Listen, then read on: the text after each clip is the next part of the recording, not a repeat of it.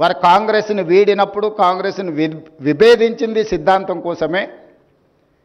తిరిగి వారు కాంగ్రెస్లో చేరినప్పుడు కూడా అదే సిద్ధాంతం కోసం తిరిగి కాంగ్రెస్ పార్టీలోకి వచ్చారు. పదవుల కోసం పార్టీ ఆనాడు మారలే, తిరిగి కాంగ్రెస్లోకి వచ్చినప్పుడు కూడా వారు పదవి కోసం మారలే. ఐడియాలజికల్ కమిట్మెంట్తో he has differed with Congress party, then he has joined in Congress party with only ideology. కానీ ఈరోజు పాలిటిక్స్ పెద్దలు చిన్నారెడ్డి గారు లాంటి వాళ్ళు ఇక్కడ ఉన్నారు. పాలిటిక్స్ అన్నీ కూడా స్విగ్గీ పాలిటిక్స్ అయిపోయినాయి.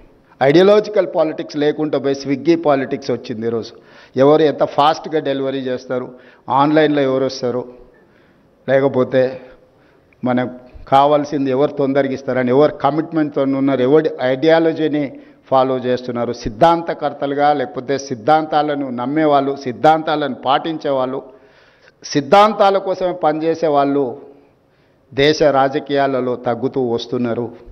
ఇది ప్రజాస్వామ్య స్ఫూర్తికి, ప్రజాస్వామ్యానికి అత్యంత ప్రమాదకరం. ఈ దేశం వేగంగా ప్రమాదం వైపు ప్రయాణం చేస్తుంది. ప్రజాస్వామిక విలువలు తగ్గి పొలిటికల్ మేనేజర్స్ ఎక్కువైపోయినరు, కార్యకర్తలు పోయినరు, వాలంటీర్స్ వచ్చిండ్రు. కార్యకర్తలు లేని రాజకీయాలు దేశ భవిష్యత్తుకు ప్రమాదకరంగా తయారవుతాయి.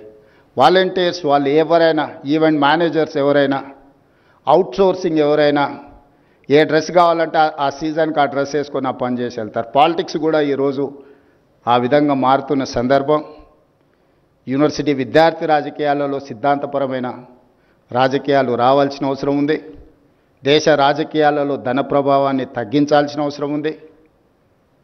వ్యక్తిగత వైరుధ్యం, వ్యక్తిగత శత్రుత్వానికంటే సిద్ధాంతపరమైన భిన్నాభిప్రాయాలకు స్థానం ఉండాల్సిన రాజకీయాలు అవసరం ఉన్నాయి. అందుకే మేము శాసనసభలో ఎక్కువ పని దినాలను పెంచుకుంటూ వస్తున్నాం.